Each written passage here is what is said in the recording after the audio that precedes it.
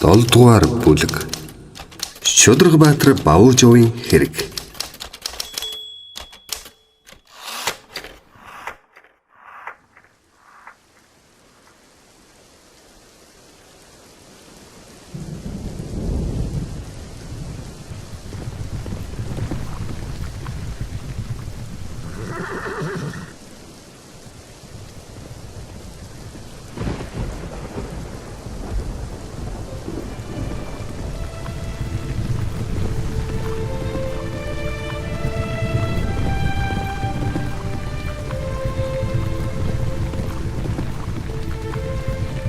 Хятад цэргийн мөрдөлт мөшгөлтөөс зүхтэн харчин гүн Бавуужов сэргүүдтэйгээ 1915 онд Ягүүзэр хотогтын хийдэд зүхтэн ирлээ.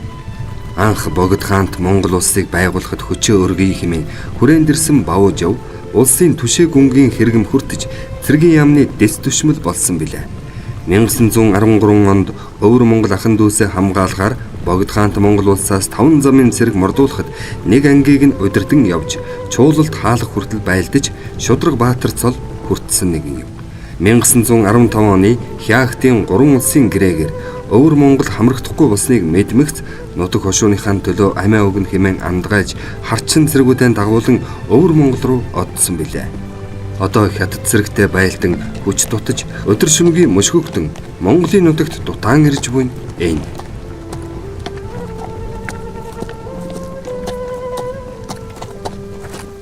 Ягүүзрийн хийдэд ирсэн цэргүүдээ хуарагнан буухыг тушаагаад Бавуужов гүн Ягүүзэр худагт галсан дашид бараалгачээ.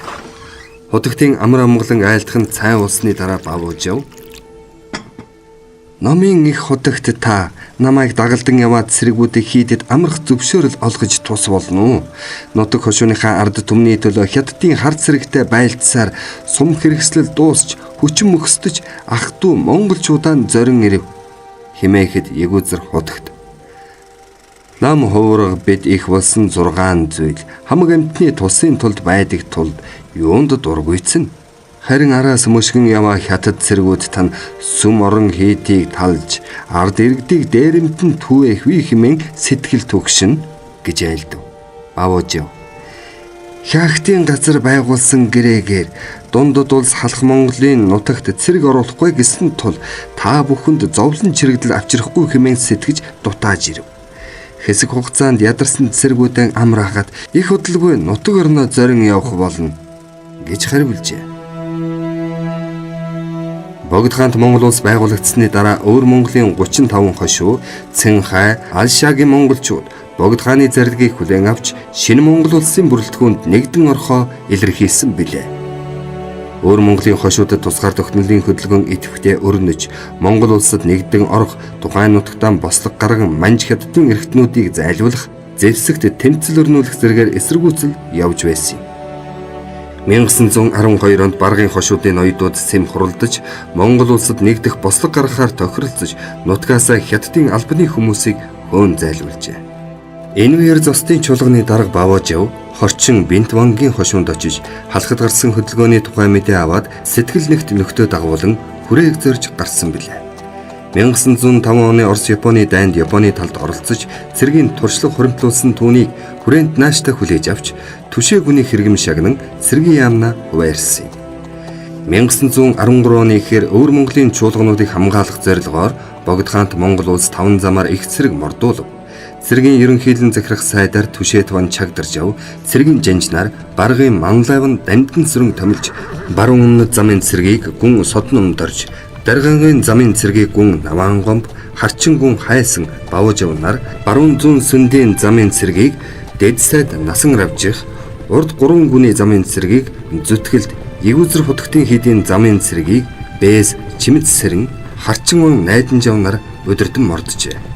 Хүрээнээс Өвөр Монголын хошуудад мэдгдсэн бичигт бидний язгуураас нэгэн хугацааны яс махны төрөв дотоод гадаад хэмээн ялгаас зохихгүй. Бидний Монгол бүгдээр нийлж нэгэн улс болж язгуураас багтсан газар орон зах хэлхээ эзлэн хүй газрыг тэмцэхгүй болвоос дундад улсаас дайлах цэрэг гарваас олон гадаад улсад шударгыг барьж шүүмжлэхгүй. Та нар Монгол цэрэгт туслан шалмгайлан газар орноо эзлэн авсугаа. Бүү хятадын омтгой үгийг сонсож нэгэн аймгийн дотор харилцсан өшөө дайсан болоход хөргүүлэх түн гэж бичсэнийг Өвөр Монголын хошуудын олон түмэнд дуулган зам зуураас цэрэг татан хүчийг зузаатхан давшиж оржээ. Энэ дайнаар Монгол цэрэг 60 гаруй том жижиг тулалдаан хийж ихэнхт нь ялалт байгуулсан юм. Удалгүй Бавуужавын цэрэгийг Өвөр Монголын хурц байс Түдэнгийн хошууны өмнөд хэсэгт суулгажээ. Байлдааны ажиллагаа төр зогссон байсан үед Бавуужавын өргөөнд хүрээ буцаж явах болсон Хайсан гүн морилов. Хайсан гүн манай цэргийн байлдааны ажиллагаа сайн явж байна да. Сумья Баатрын цэрэг Шилийн голын бандит гэгэний сүмэс давшиж шургаа хөөрөгт байсан хятад цэргийг цохиод авгын зүүн засгийн хошууг эзлэн авсан гэн. Тэгээд Бяруу хотыг эзлэн Захрын цөлд тулж очсон байна. Манлайбаатрын цэрэг Долон нуур руу хөдөлж Хүйсийн тал Хомогийн цагаан нуурд хятадын цэргийг хэд хэд дарж Долон нуурт тулж очсон гэн. Шалгарсан Баатар Муранга Найданжав гүнгийн цэрэгч амжилттай давшиж Сөнөд Захар Байрын хошуутын нутгийг чөлөөлж Хөх хот руу давшиж байгаа. Баатар гүн лам зүтгэлд дүшмэл галсан самдан төгжин ям гүний цэргүүд улаан цаваар Хөх хот руу давшиж байгаа юм байх. Ийм чухал үед хүрээ буцхаас өөр аргагүй болсон туйлын харамсалтай гэж өгүүлжээ. Хайсан гүнд Богд хааны зарилгаар Эрдэнэман намсрын хошуунаас нутаг таслан өгсөнд дургуйтсан намсрай бангаас Хайсан гүн газар нутагта Орос хятад иргэд авчирч тариабудаа таривсан хэрэгээр зарга гаргаж хуучин нутгаан буцааж явахар хэрэг үүсгүүлсэн тул дуудагдан хүрээ буцах болсон нь энэ. Эрдэнэман намсраатай энэ зарган хэрэг ужигран сүүлдээ Хайсан уруугч шарвгчаар дуудахад хүрч эрүү шүүлт тулган зовоосон билээ. Богд хаантай мэглүү хуваалцдаг дотны найз Эрдэнэмантай заргалдаж элдвэр хардагдан сэрдэгдсэн Хайсан цаашдаа Монголын тусгаар тогтнолын төлөө хөдөлгөөнд сэтгэл хөрч нутаг буцан одоход хүргэсэн.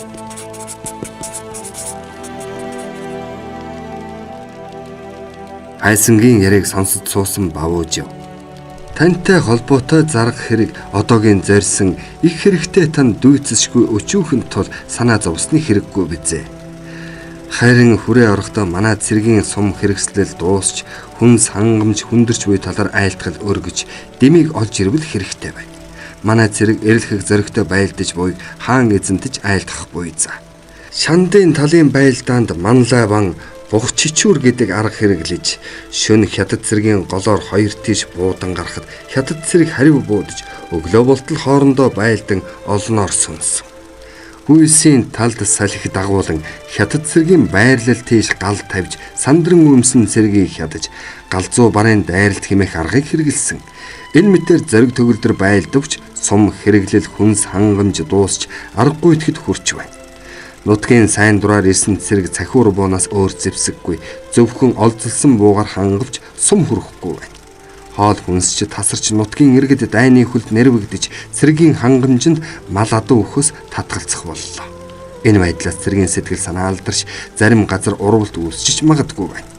Бэс насан авжих хятадын талд урвж нууц хэлэлцээ хийж эхэлсэн гэх мэдээ дөнгөж сая ирэв гэж айлтгад Хайсан гүн хүрээнд зэвсэг хэрэглийн асуудлыг хичээнгүйлэн хөөцөлдөхөр амлаад морджээ. 1913 оны 11-р сард Богд хаант Монгол улс Оросын шахалтаар цэргээ татахаар болоход Манлайбаатар дамжин сүрэн өвчний улмаас чөлөө мэдүүлж хүрээ буцахад Бавуужавт шудраг Баатар цол хайрлан зүүн өмнөд хязгаарын монголчуудыг тохиноолох сайдаар томилсон юм.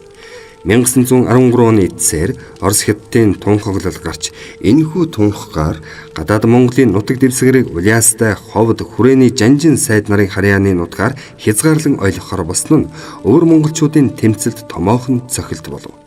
1913 оны хавар Оросын консул Миллер гадаад яамны сайд Чинван ханд доржид бараалхажээ. Миллер Бээжин хотно Орос улс болон дундад иргэн улсын засгийн газрын хооронд гадаад Монголын ирээдүйн асуудлаар яриа хэлэлцээ явж буй. Энэхүү хэлэлцээгээр манай улс танай улсын өөртөө эзэрхэх эрхийг дундад иргэн улсаар хүлээн зөвшөөрүүлж Монгол нутагт хятад цэрэг иргэдийг оруулахгүй байх тухай ярилцаж буй билээ. Гэтэл өвөр Монголын нутагт орсон танай цэргийн байлдааны ажиллагаа хоёр их улсын гэрээ хэлэлцээрийг ямагт буйснуулах тул цэргийн татаж авахыг хичээнгүйлэн хүсхийг надад даалгав. Химээхэд хандван дотоод чуулганы ноёдоос Монгол улсад нэгдэх хүсэлтэд илэрхийлсэний дараа тэнд хятадын цэрэг орж иж чуулганы ноёдыг барьж хорих айлган сүрдүүлэх явдал ихэлсэн. Иймээс үндэс угсаа нэгт монголчуудаа өмөрөн хамгаалах зорилгоор цэрэг мордуулсан билээ гэж хариулжээ. Миллер хөмсөг зангидан байж танай Монгол улс манай хоёр их улсын хэлэлцээнийг эрх биш хүлээвэл зохино. Манай улс зөвхөн танай улсын эрх ашгийг чухалчлан хэлэлцэж байгааг Монголын ихс дээдэс ойлгомоор юм гэж хямсалцаад хэрэг Монгол цэрэг байлдааны ажиллагаа явуулсан хэвээрээ байж хоёр их улсын хэлэлцээнд бэрхшээл учирсаар байх ахуйл танай улсад үзүүлэх цэрэг зэвсгийн тусламжийг зогсооход хүрэх аюултайг эрхэм вантан та богд хаанд айлтгах ажаамаа гэ ёслон гарч оджээ.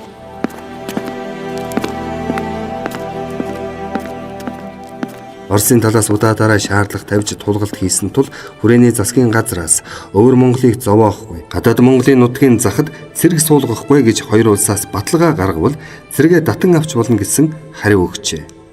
Удалгүй Миллер дундад иргэн улсын гадаад явдлын яамнаас халах нутгийн гадна бүхвээ зүүн Монгол, өвөр Монголын тайван суугчдыг хүчлэн дарахгүй, сэтгэлийг чангалан барих явдлыг иргэн цэргийн захирлуудад мэдэгдсэн ба дотоод Монголын тайван суугчдыг хамгаалж, аль болох тусламж үзүүлэхээр өөрийн хэрэг шийдэгчдэд нийтлэн тушааж, ерөнхийлөгч Юан Шикан зарилгийг тархав гэж мэдэгдснээр Монгол улс цэрэгээ өвөр Монголоос татгаар болжээ. Бавууч хүрээний яралтай давхин ирж, цэргийн ерөнхийлөн захирах сайд Дүшээтван чагдарч авт Захар Бэс Сумьягийн хамт бараалхлаа. Бавууч дотоод чуулганы олон монголчууд шин сэтгэлээс халахыг дагаж хятад цэргүүдэд байлдаж буй билээ.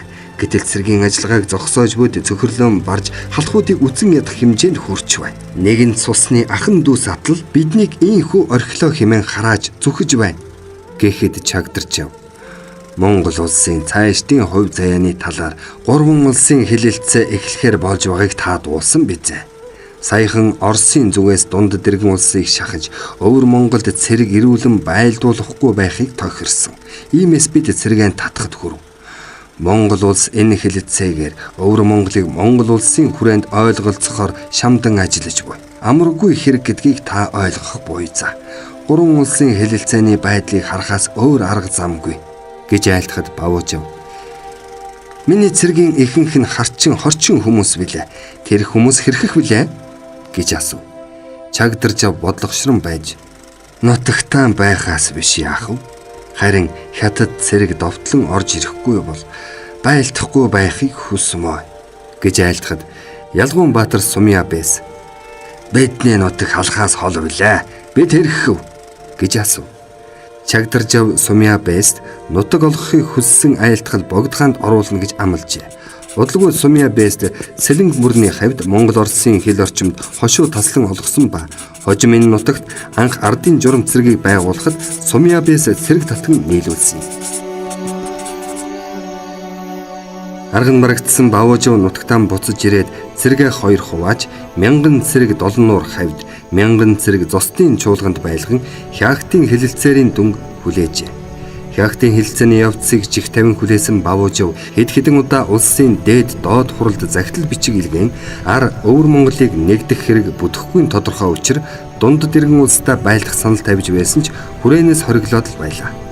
Энэ үед Долоннуурын хятад цэргийн захирагч Хуамоу Чэн харчин лам Тогтбат Баян нарыг элч болгон зарж Бавуужавтай уулзуулжээ. Баян лам Хуан захирагч Эрхэм Баатар таны хүндэтгэн биднийг зарж илгээлээ.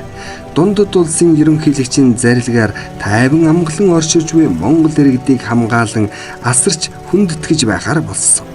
Учрын болсныг болгон Эрхэм Баатар таныг мөчөөрхөн тэмцэлтхийг болж хятадд дагаар орвол шан харамж өндөр хэрэгэм амлан гүйцэл дүүлж болохыг уламжилж өгнө хэмээн биднийг зарв гэсэн Бавууч ихэд хэлгэнэн нутаг усныхан зов зүдэрсэн ард түмнээ би шан харамж цалин хүллүүгээр солино гэж яаж сэтгэв?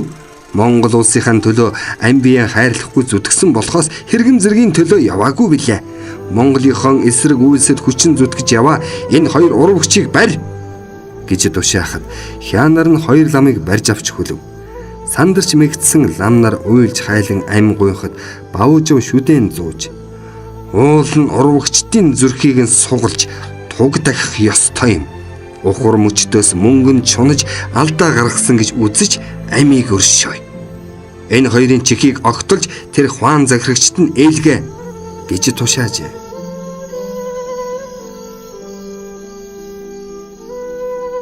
Хяахтын хэлэлцээгээр Өвөр Монгол автономид Монгол улсын бүрэлдэхүүнд багтахгүй болсныг сонссон Бавуужав энэ гэрээг хүлээн зөвшөөрч хэрхэвч чадашгүй. Хулгай Юаншикатай эргэгчин эмэгчнээ үзэн хэмээн андгайлж байлдааны ажиллагааг дахин эхэлсэн. Хүрээнээс тусламж дэмжлэггүй болсон Бавуужавын цэргүүд цэргийн агт хоол хүнсийг орон нутгаас дайчлан авахаас өөр аргагүй болсон нь хулгай дээрэм хийсэн гэсэн хэрэгт холбогдоход хүрч хятадууд цэргийн хүчээр довтлох аян шалтгаыг бий болгожээ. Мөн зэр зэвсгээр гачигдсан Бавуужав Япончуудтай холбогдсон тэдний тусламжийг авахд хүрсэн нь Хятадын нууц албаны хараанаас гараагүй бөгөөд Японы нөлөөг ихсгэх аюул болоозаа хэмээн болгоомжлоход хүргэсэн билээ. Японы тагнууч Мори гэгч эмчийн дүрээр Бавуужавтай ирж уулзсан зэр зэвсэг нийлүүлж байсан ч бас үнэн юм. Хятадуудтай хэд байлдаад сум хэрэглэл дуусч байлдах аргагүй болсон Бавуужав сэргээ дагуулan ухарсаар Сэцэн хааны нутагт орж эрдний танил Эгүзэр хутагтын хідэд ирсний учир энэ.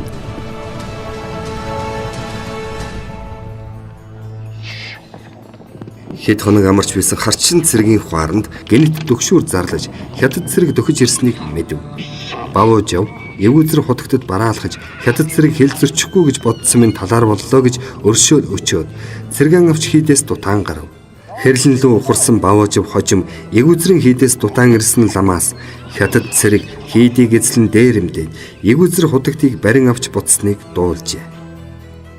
Ерөнхий сайд Сайн ноён хаан Намнан сүрэн гадаад ямны сайд Цэрэнд оржнаар хүрээний хятад амбан сайд Чинлүүд бараалхан эсэргүүцэл илэрхийлв. Хяахтын гэрээгээр хятад улс халахын нутагт цэрэг оруулахгүй байх үүрэг хүлээсэн билээ. Гэтэл саяхан хятад цэрэг Сэцэн хааны нутагт нэвтрэн орж Эгүзэр хутагтын хийдийг талж Эгүзэр хутагтыг баривчлан авч явсан байна. Манай засгийн газраас гэрээг зөрчсөнд эсэргүүцэл илэрхийлж Эгүзэр хутагтыг чөлөөлөхийг шаардж байна. Гэхэд Чинлүү орогдол хулгай Бавуужав жил шахам Өвөр Монголын чуулгануудад хулгай дээрэм хийж буйг зогсоохоор манай цэрэг нэгсэн билээ. Эгүзэр хутагт орогдол хулгайг оргнуулсан гэмтэй хүн тул баривчлан авсан бизээ. Хэрэг тэр орогдол Бавуужавыг Монголын засгийн газар өөрөө цэрэг илгээн даран сөнөөж түүнийг баривчлан тушааж түүний үүмэнээс болж хятад худалдаачдад учирсан хохирлыг нөхөн төлөх аваас Эгүзэр хутагтыг тавьж явуулахад болохгүй зүйлгүй гэжээ. Намнан сүрэн Бавуужав наран зостын чуулганы хүн бөгөөд Хяахтын гэрээний дараа Өвөр Монголдо үлдэн гэсэн тул манай засгийн газар хамааран мэдэх хэрэг биш юм. Бид түүнийг шууд баривчилж чадахгүй боловч хязгаар нутгаас хөөн гаргаж болох юм гэж хариу айлдав. Оросын талч Монголын засгийн газрын хүсэлтээр Бээжинд эсэргүүцэл илэрхийлж хүрээний консул Миллер Чинлүүтэй уулзаж ярилцжээ. Миллер Хяахтын гэрээг хятад улс зөрчиж байгааг Орос улс хүлээн зөвшөөрч чадахгүй. Эгүзэр хутагтын хийд дээр болсон явдлыг та дуулсан биз. Эгүзэр хутагтыг нэн дарвис суллан тавьж цэргэн гаргахыг шаардж байна. Бавуужав Хяахтын гэрээний дараа Өвөр Монголдон үлдэж хүрээний засгийн газартай харилцаагаа тасалсан этгээд тул түүний үйлдэлийн хариу үзлэгийг Монгол улсад тохиж боломгүй байна. Гэсэнд Чинлүү гадаад дотоод Монголын хэл эцэлэн тогтоогүй тул манай цэрэг хулгайч дээрэмчдийг мөсгөж аваад хаана ирснээ мэдээгүй байж болох. Энэ тухай сайтар судлан байж хариу өгье. Бавуужав Монголтой харилцаа холбоогүй болсон гэдэг харин худал шүү. Хэдхэн сарын өмнө Манлай Баатар Дамдын сүрэн түүнтэй очиж уулзаж 30,000 рубль тусламж болгон өгснийг та дуулаагүй юу? Дамдын сүрэн хувьяас тийм хөрөнгө туслах бэлчинээгүй хүн гэдгийг та мэднэ мэдтэй гэжээ. Аргагүй байдалд орсон хүрээний засгийн газар Бавуужавын цэргийг дарахаар Манлай Баатар Дамдын сүрэнгээр ахлуулсан цэрэг зүүн хязгаарт мордуулжээ. Цэргийн бүрэлдэхүүнд 1913 оны дайнд оролцож Баатар цолоор шагнуулсан Дандны Сүхбаатар пулеметийн Новодшикор явжээ. Баргар царайсан Манлавбаатарыг харж яваа Сүхбаатарт хандан дарзав. Манлавбаатар их ууртай байх чинь вэ? Гэхэд Сүхбаатар ах トゥ монголчуудтайгаа байлдах гэж яваа хүн яаж сайхан ааштай байх вэ? Өөрөө ч барга нутгаа орхин энд хүчин зүтгэж яваа хүн харчин гүн Баавжавыг ойлгож байгаа шүү дээ гэж санаа алдав. 7 хоног хэртээ явсны дараа Баавжавын цэргүүдийн байрлсан газрыг олж мэдсэн Манлавбаатар Дандан сэрэн шөнөөр давшиж бүслэн ав. Өглөөгөр харчингууд бүслэгдснээ мэдэж нилээд буудалцсны дараа цагаан тугтай морьтой хүн гарч ирлээ. Гал зогсож харчин элчийг цэргийн байрлалд оруулсны дараа түүнийг Манлавбаатарт хүргэж авчирв. Элч манай ноён Баавжаваас эрэлхэх зоригт Манлавбаатар танд намайг зарж илгээв. Нутаг нэгт монголчуудынхаа эрх чөлөөний төлөө тэмцэж яваад хүчин мөхөст нь дутааж халахын нутагт цөмрөн оров. Гэхдээ ах トゥ нартайгаа байлдах хүсэл сонирхол алга бай. Хэрэг хүний ам эрсдүүлэхгүй гэвэл бид халахын нутгаас гарч явахд бэлэн байна гэж танд уламжлана уу гэлээ гэж хэлв. Манлавбаатар Шудраг Баатар Баавжавыг хөндлөж явдаг хүний нэг бий билээ. Гэхдээ 3 улсын хэлэлцээгээр байлдааны хэрэг нэгэнт дууссан тул зэвсгийн хураалгаад бууж өгөх хэрэгтэй. Гэхэд элч Баавжав Баатар Монголын төлөө амиа өгөхөр андгай тангараг тавьсан хүн билээ. Зэвсгээ хураалга гэвэл бид хар хятадтай тэмцэж чадахгүй болох тул аргагүй та бүхнийг эсэргүүцэн байлдахад хүрч олон монгол хүний амь хохирно гэж намайг илгээсэн билээ. Та болгоон сойрхож биднийг хил нэвтрүүлнэ үү гэсэнд Манлавбаатар би адилхан өөр монгол хүн билээ. Нутаг нэгтэнтэйгэн алалцах хүсэл бас алга. Бид гал нээхгүйгээр та нарыг гарган явуулъя. Хэл гартал дээрэм хулгай хийхгүй байхыг шаардъя гэжээ. Баавжав өгсөн амандаа хурч замын айлуудыг төвөөлгүй Манжуур руу гарч оджээ. Харин тэрээр удалгүй суллагдан хиддэн бутсан Евгүзэр хутагт галсан даштай холбоотой байж хүрээний засгийн газартай харилцаагаа түүгээр дамжуулан барьж байсан юм.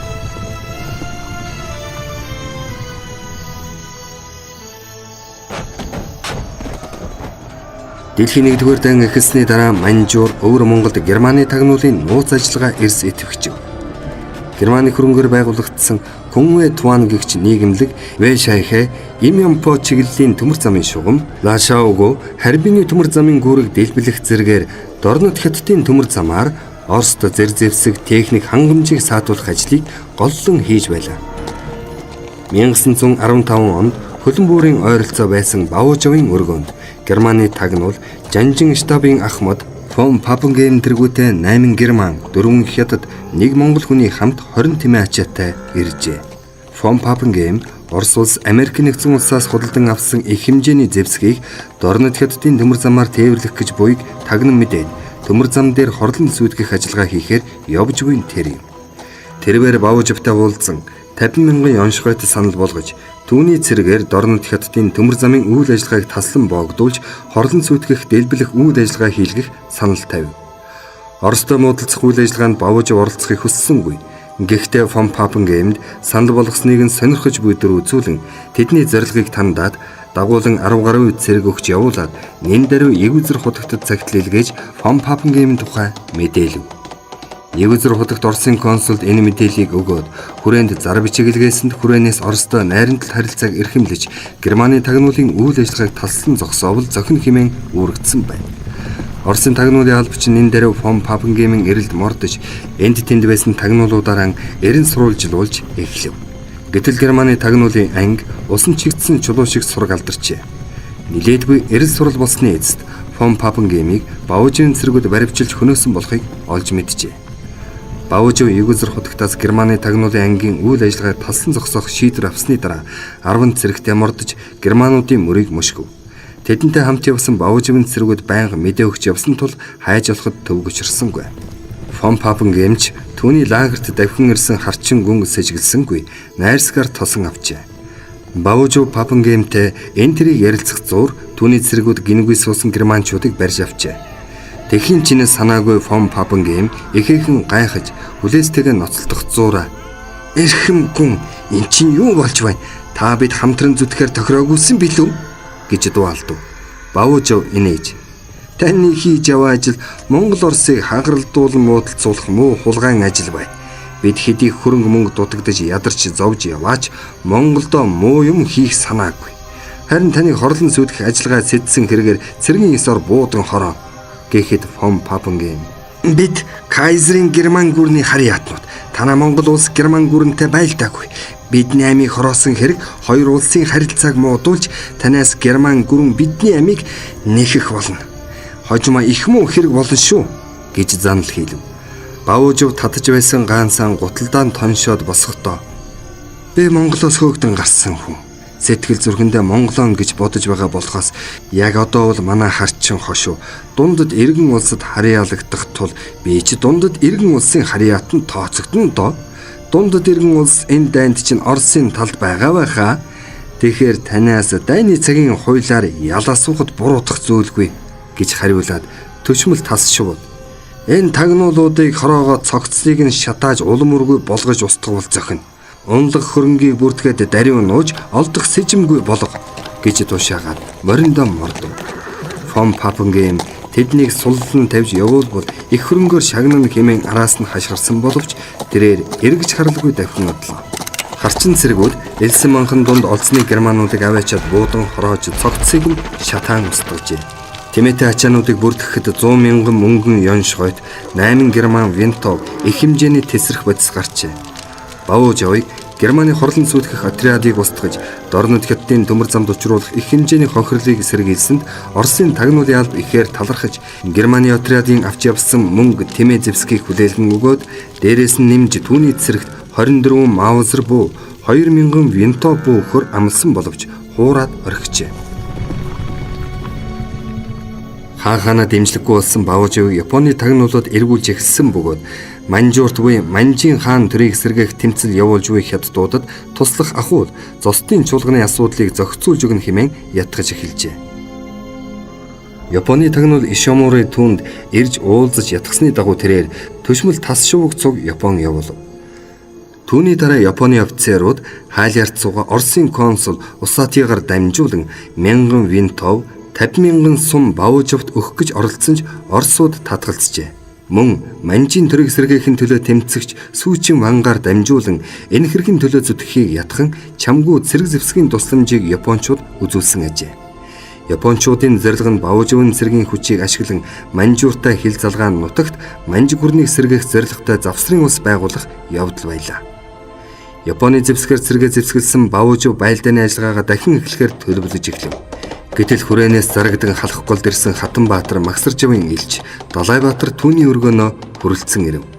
Цай ууж амар мэндэ мэдлэлсний дараа Далайбаатар Баатар ван таны амрыг ирж мэндийг асуугаад хязгаар нутагт төвшингүй байлгаж болохгүй байна. Зэр зэвсгэн хураалгаж нам төвшин явна уу? Зэвсэг хэрэглэлийн зардлыг улсын сангаас олгож бай гэж хэлүүллээ. Гэхэд Баужов ихэд бухимдан бид нэгэнт Монголоос жигшигдэн хөөгдсөн тул цалин пүнлүү нэхэхгүй, зэр зэвсгээж хураалгахгүй. Харин ч энэ зэвсгээрээ Монголоос чадах чинээгээр хоолон олж идэнэ. Монголтой эргчин эмэгчнээ үзэлцэн дийлд байс гомдох зүйлгүй. Дийлж чадвал Монголоос амиа тэжээхээр аль тэжээн. Чамайг уулан барьж хорох ёстой байсан юм. Гэхдээ чамайг хороогод ашиг тус өгөхгүй тул миний үгийг дамжуул гэж амьд буцаая хэмээжээ. Элч Далайбаатрыг бодсны дараа Баужов эгүүзэр хутагтад загтал бичиж бид их Монгол улсыг мандуулах хэрэгт хүчин зүтгэж ирсэн билээ. Гэтэл тэр хэрэг нэгэнт бүтлгүй болсон тул сүүчин мантай хэлэлцэж Манжих гүрнийг сэргээх хэрэгт хүчин зүтгэхээр шийдэв. Энэ тухай Япон лугаа хэлэлцэж тохирсон амаа хэмээн дуулгажээ. Японы зэвсгээр хангагдж цэргийн тоогоо үлэмж нэмж 10,000 цэрэгтэй болсон Баужов мөгдөн жихээ зэрэг олон хотуудын орчимд амжилттай байлдаж эхлэв. 1916 оны 10 дугаар сард жихээгийн орчим нэгэн жижиг хотыг дайрч байгаад Баужов их бууны суманд дуртаж амь алджээ. Энэ үед Монголд байсан өвөр монголчууд ч тэмцлэн үргэлжлүүлсээр байсан билээ.